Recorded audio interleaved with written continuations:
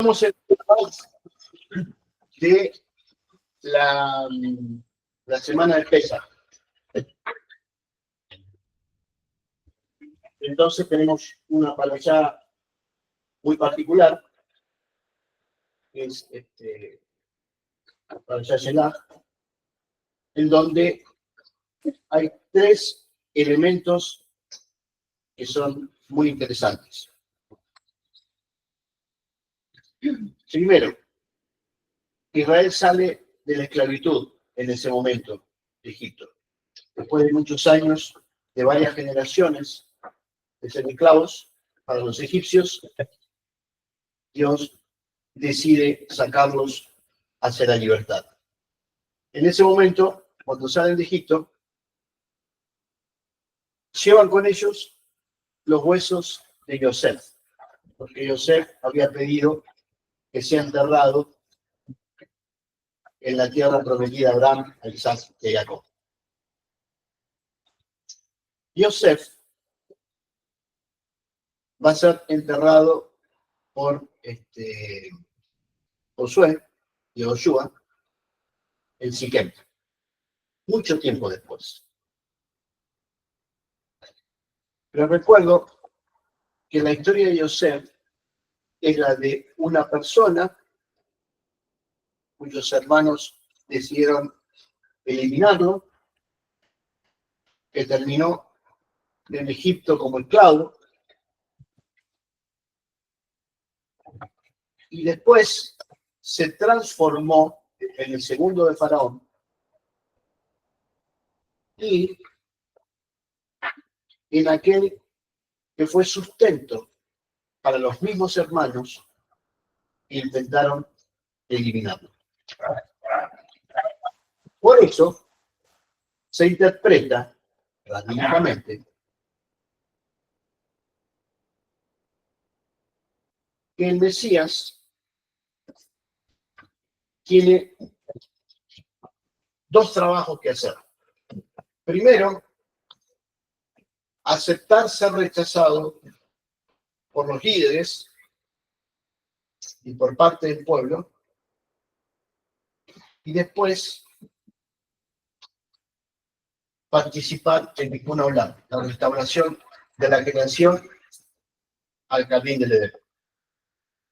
La primera parte, la del rechazo, se lo identifica con Yosef, Mashiach ben Yosef, el que es rechazado por los hermanos, pero después aceptado, porque los hermanos se dan cuenta que gracias a Yosef encontraron salvación para sus vidas. Salvación en el contexto de la época era comida, porque Dios mandó hambruna a toda aquella zona. Cuando Yeshua sea aceptado por el pueblo de Israel, por sus hermanos, va a ser reconocido como Mesías. Ya estamos en la época en que es reconocido como gran rabino. Lo que parece algo muy natural, les aseguro que cuando era muy joven, no existía esa posibilidad. Estamos hablando de 40 años atrás. Era reconocido como un gran rabino. Y en algún tiempo más va a ser reconocido como Mashiach ben Yosef, como la vivencia de aquel que es rechazado, pero que te trae la posibilidad de que el alma despierte y se acerque a Dios. Ya voy a ir sobre esto. Faraón siguió al pueblo de Israel, esto lo conoce muy bien, hasta el mar de los Juncos, traducido como el río Nilo, no es el río Nilo, es el mar de los Juncos. Y ahí los 600.000 hombres que llevó Faraón fueron derrotados por el mismo Dios a través de las aguas. 600.000, 6, lo humano de lo humano de lo humano, 3 veces, fue vencido simplemente por la fuerza del hombre. Bien, Israel sale muy contento, como siempre cuando Dios hace algo, muy contento, muy alegre, Dios nos salvó, Dios nos ayudó, bla, bla, bla, bla, bla, bla. El tercer día tenían sed, no tenían nada para tomar, salieron de Egipto, donde tenían buena comida y tenían agua, y ahora se fueron al desierto. Llegaron a las aguas de Mará. Mará significa amargo. Y no podían beber las aguas. Obviamente se le picaron a Moshe. ¿Para qué nos trajiste acá, al fin y al cabo, para morirnos del sed? Entonces Dios le muestra a Moshe, está escrito, es un árbol. Entonces Dios le dice a Moshe,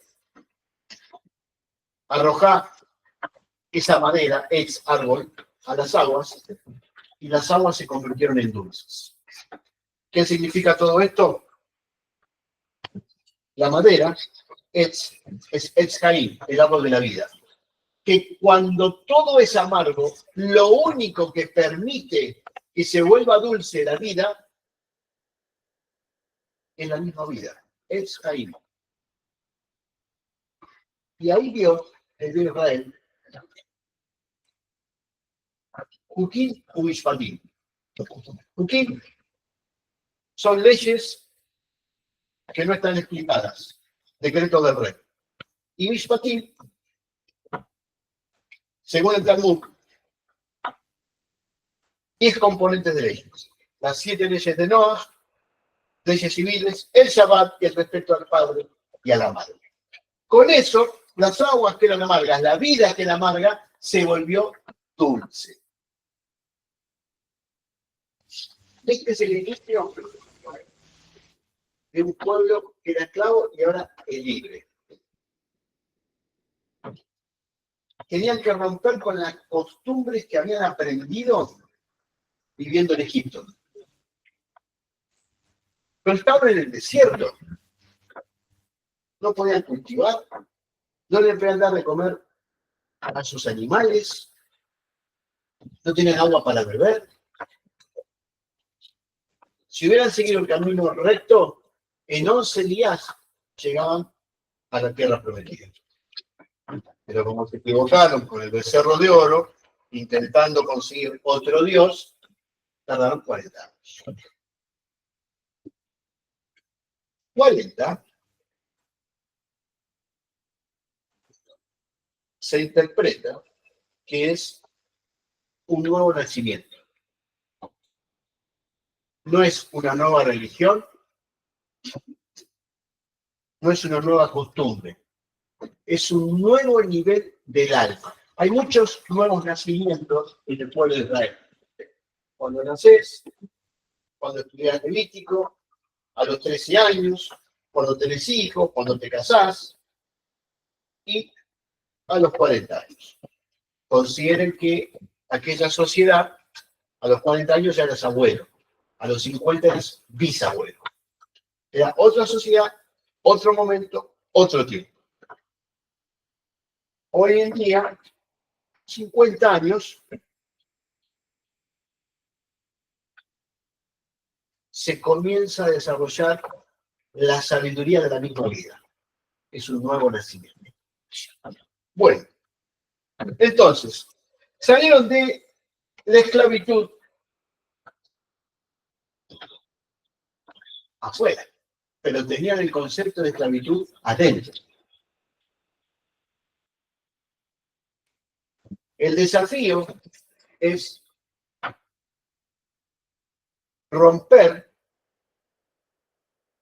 los enemigos internos que tenemos, porque mientras no despertemos, somos esclavos en nuestras propias costumbres y nuestra propia mirada de la existencia. No nos damos cuenta porque nos parece que es así y que tiene que ser así y que debería ser de tal o cual manera. Para romper con eso, no tenemos que esperar que la salida de la esclavitud traiga grandes acontecimientos. En absoluto. Las aguas amargas se volvieron dulces cuando el pueblo aceptó vivir de acuerdo a las leyes divinas.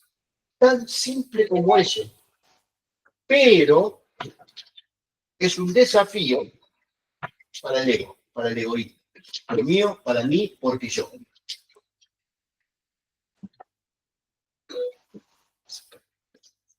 Celulares, por favor. El cambio interno modifica los actos externos. No hay que esperar espectacularidad.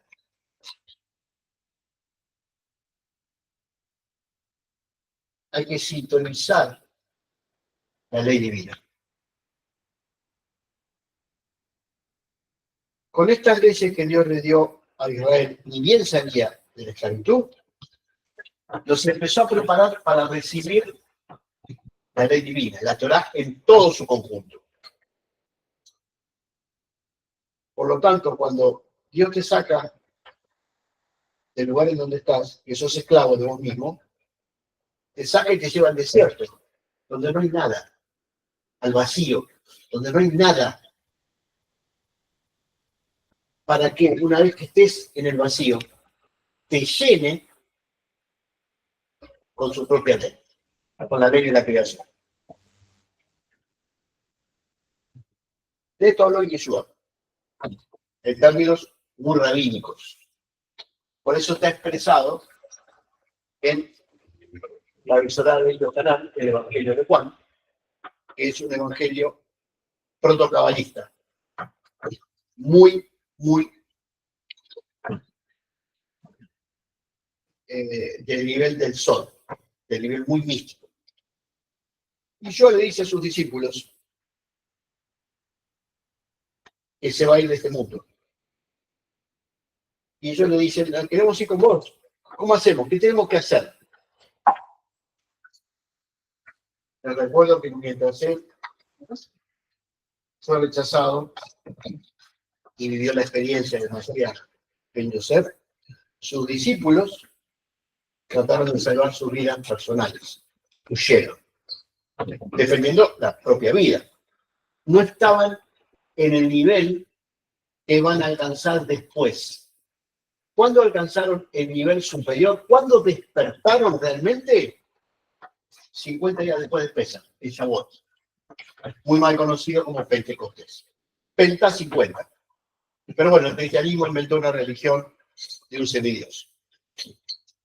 Shavuot es la fecha en que Dios entregó la Torá en el monte Sinaí. Los 50 días que separan Pesach de Shavuot es la preparación, la cuenta del hombre, que es lo que estamos haciendo ahora, la preparación del alma para recibir la ley del creador. La ley del creador no se recibe en la mente, estudiando libros, se recibe en el alma, en el corazón.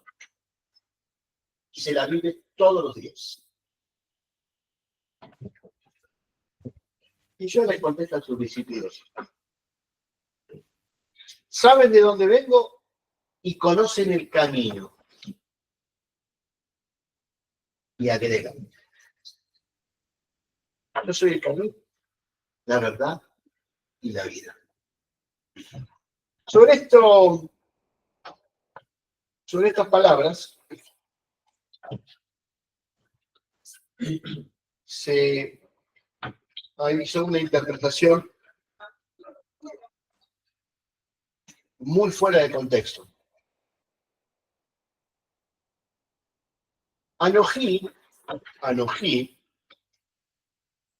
es Dios, no el hombre. Cuando empiezan los 10 mandamientos, yo soy el Señor tu Dios, es Anojí. Dios está hablando sobre sí mismo, Anojí. Lo que está diciendo Yeshua es que Dios es el camino, es la verdad y es la vida.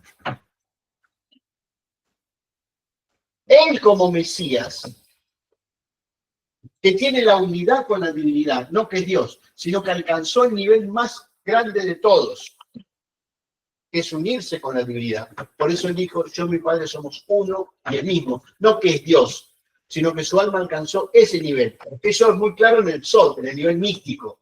Pero como se borra todo el contexto, queda como un semidios que es un Dios acá en la tierra. Y que después es raro, porque le ora al Padre que está en el cielo. Entonces el Hijo es el Padre, son las dos cosas al mismo tiempo. Ah, no, es una parte hombre y una parte de Dios. El concepto judío no sé, es una blasfemia. Directamente es una blasfemia. Ningún hombre puede ser Dios. No, eso no nos entra, no hay forma. Lo que alcanzó Yeshua, por eso se nos es la equidad, la unidad con la divinidad.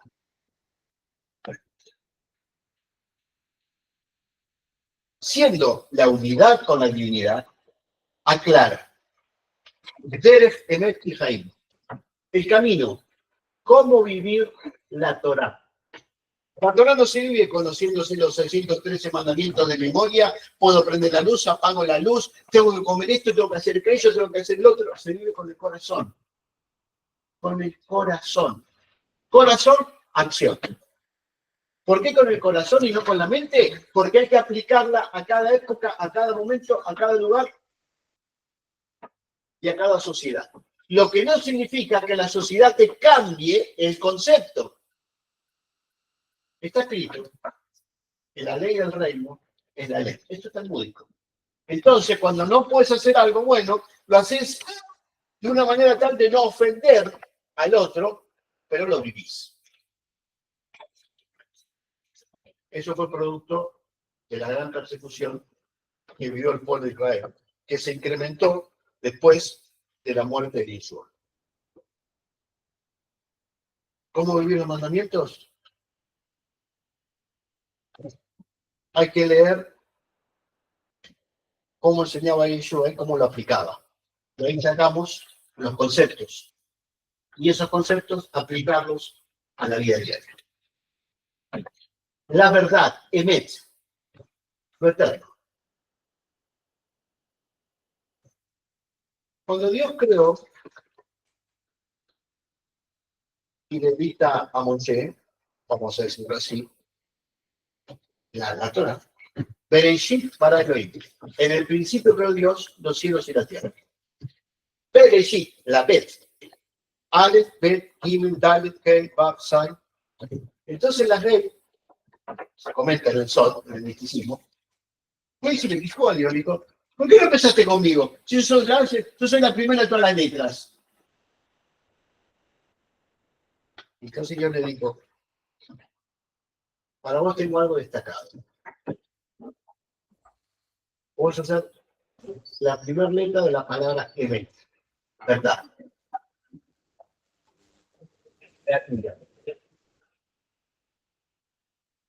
Porque la Tat, Emet, Aleph, Tat, es la última letra del abecedario. Vos sos la primera, la Tat va a ser la última. La Mem es la que está en el medio de todo el abecedario, el Aleph, el abecedario hebreo. Entonces, vamos a hacer el inicio de la vida. Desde el inicio se creó todo el universo. De ahí que en la pésima traducción de Apocalipsis, el final de los tiempos, que en hebreo es Hazón, la revelación, que no es lo mismo que el final de los tiempos, está escrito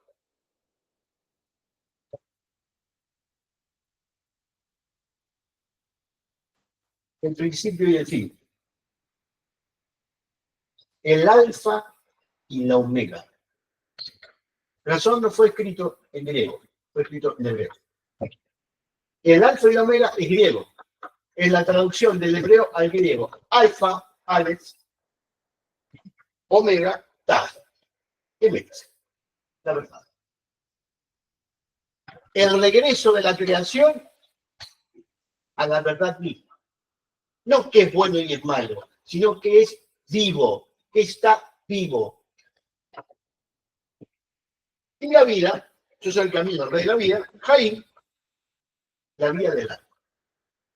Queremos alcanzar esos 3 niveles, cómo vivir la Torá, llegar a la eternidad, tener vida en nuestro interior. Aprendamos de la enseñanza que nos da el Mesías, como gran rabino, de cómo vivir las leyes divinas. La única manera de acceder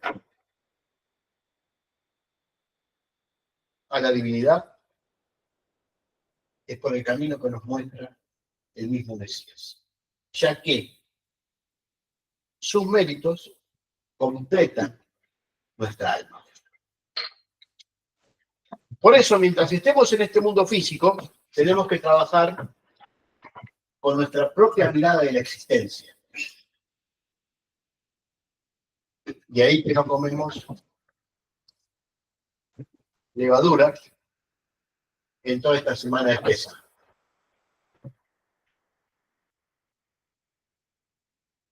Y ahí que él eligió vivir como Mashiach, Ben Yosef, y cumplir las escrituras en Pesaj. Porque después la revelación iba a llegar a sus discípulos en Shavuot, cuando Dios entregó la Torá en el monte Sinaí.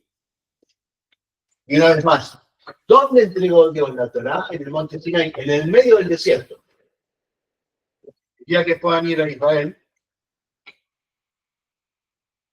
y puedan ver ese lugar, se van a dar cuenta que es una cadena de montañas bajas, muy bajas, en el medio de la nada. Es todo desierto. No hay ni árboles, ni agua, pero desierto. En el vacío de tu interior, cuando vaciaste tu interior, cuando la mirada que tenés de la existencia la vaciaste y quedás en la nada, Dios te llena. En el medio del desierto.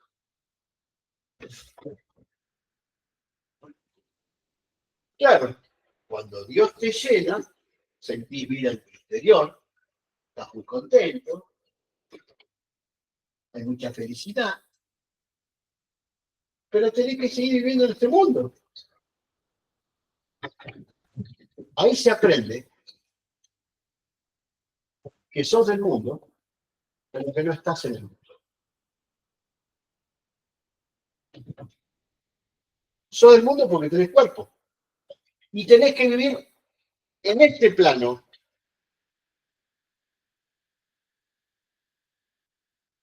Simplemente que vas a vivir con el reflejo de las leyes divinas, que son de una dimensión superior. Entonces, no vas a tener los comportamientos ni la mirada de las almas que todavía están presas en esta dimensión. Lo cual es un desafío, no es sencillo. ¿Te va a llevar a crisis? Sí, por supuesto que sí, porque tenemos que seguir madurando.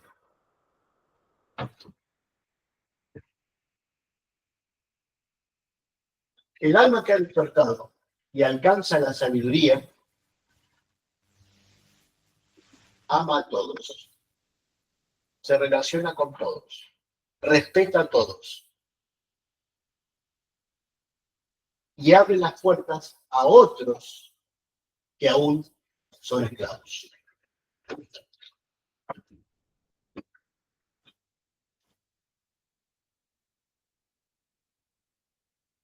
En la medida que el ego, que es la mirada egoísta que tenemos, va decreciendo, va creciendo el amor, el equilibrio, la seguridad, la confianza. Entonces, en resumidas cuentas, no busquemos lo espectacular, busquemos lo simple. Busquemos la paz, busquemos lo justo.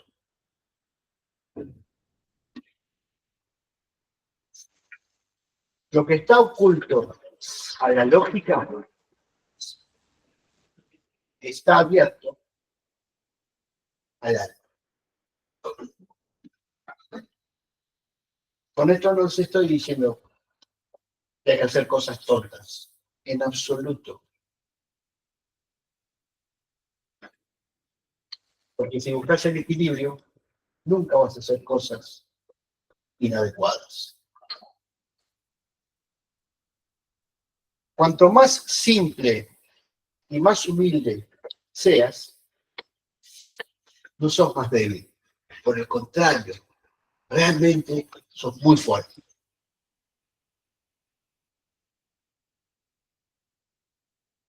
Porque en la simpleza y la humildad es en donde brota la sabiduría del alma. Que te va a enseñar el camino. Por último, Yeshua le estuvo enseñando a sus discípulos durante 40 días después de descender de nuevo a este plano. Y además, ayer lo comentaba el chaval, que le apareció primero a María Magdalena. María Magdalena es María de Magdala. Y ella lo vio y dijo, maestro, maestro, lo quiso abrazar desesperadamente, maestro, maestro. No me toques, le contestó Yeshua. Todavía no han salido al cielo. ¿Por qué? Porque el polvo viene y al polvo volverás. Los huesos no tienen que purificarse. Por eso en el pueblo judío no se entierra por un cajón, sino por una tumba. Y los cuerpos son lavados previamente, y salados, etcétera, etcétera, etcétera. Se le ponen ungüentos al cuerpo final. Fue lo que preparó María Magdalena y las otras Marías. Y cuando lo fueron a llevar, se encontraron con que la piedra grande del lugar donde estaba había sido corrida y encontraron ahí a un ángel. Es muy interesante. No está escrito cómo era el ángel, pero sí está escrito dos cosas. Era como un rayo y sus vestimentas eran como el blanco de la nieve. Ni estaban vestidos ni era blanco de la nieve. Era como. Es la manera lógica de explicar un acontecimiento que la lógica no puede expresarlo. Nadie ve ángeles con forma humana. No existe eso. Lo humano desaparece con el cuerpo. En todo caso, la mente puede crearlo. Pero es tu mente, es parte de tu esclavitud.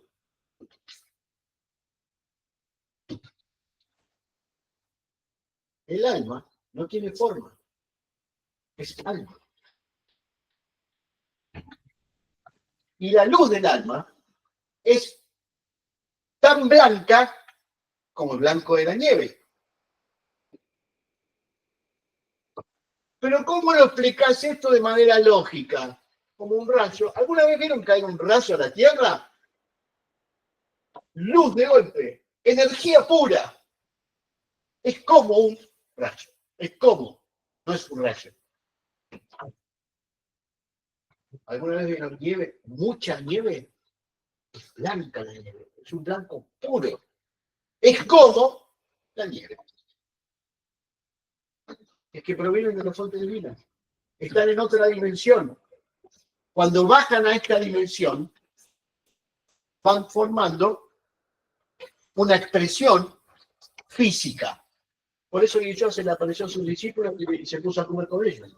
Pero ¿cómo? ¿No estaba muerto? ¿Cómo resucitó? Bueno, su alma descendió a este mundo, de estar con sus discípulos, y tomó una forma física.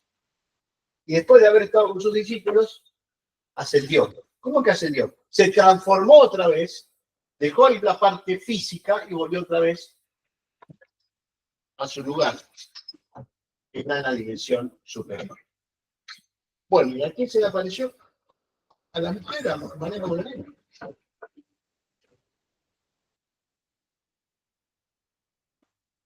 y le dice, decílelos a tus hermanos, los javelín, que no has visto, que vayan a la Galilea, que me voy a encontrar con ellos allá. ¿Y cuándo fue a la película? Nah, usted imaginó algo, ¿cómo vamos a hacer una? No, pero ¿qué va a pasar esto? No, pero no, emoción, amor. Bueno, tuvo que aparecerse personalmente a sus discípulos para que entendieran qué significa resucitar. Porque en aquella época, como hoy en día, nosotros lo estamos viendo pasado el tiempo.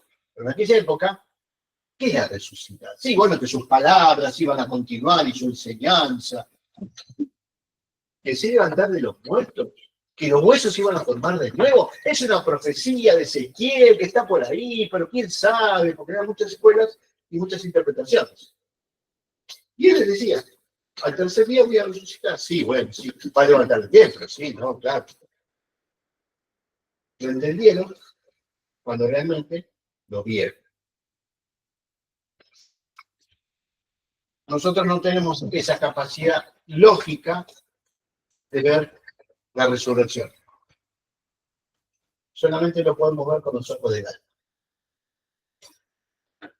Por eso cualquier imagen, dibujito de Cristo es invento de la religión occidental. No sabemos ni cómo eran, ni qué altura tenían, ni el color del pelo, nada. No sabemos nada. ¿Por qué? Porque en el pueblo judío no hay imágenes ni de Dios ni de las personas. Bien. Sin embargo, el alma, eso que tenemos acá adentro, llamado alma, que es lo que nos da vida, se identifica con la energía de Dios. ¿Y qué fue lo que Jesús le dijo a sus discípulos? Mateo 28. Lleven este mensaje a todas las naciones. Que vivan los mandamientos que yo les he dado a ustedes. Yo voy a estar con ustedes hasta el final del tiempo. Y todo este sector tiene añadido algo y bautícenlo en nombre del Padre, el Hijo y el Espíritu Santo. Eso no está en los textos antiguos de los mismos cristianos. Es un agregado muy posterior. O sea, no solamente mintieron con Cristo, sino que le hicieron decir cosas que él nunca dijo.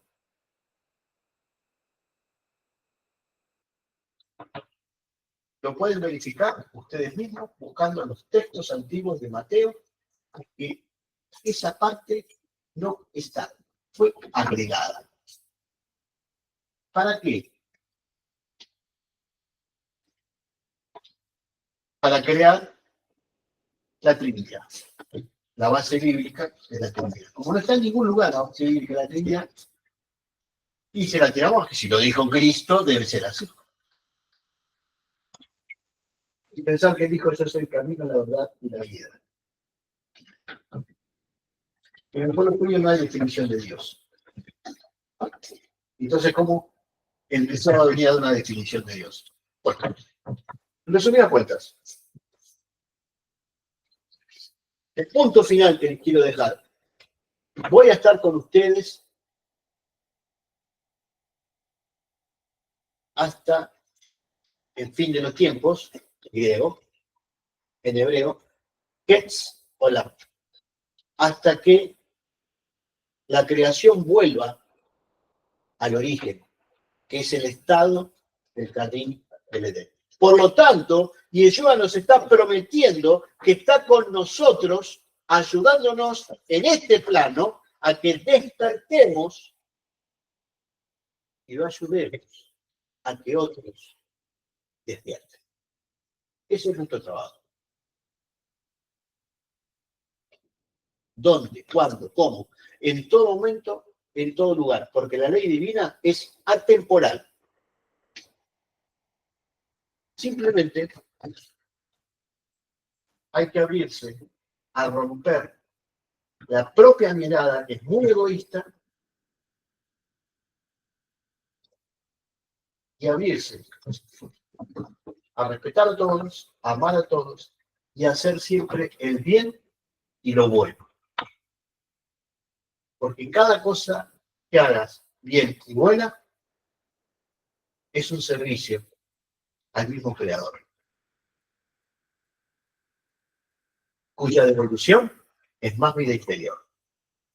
Es lo que todos buscamos en este bendito mundo. Vida interna, paz y equilibrio. Shabbat shalom.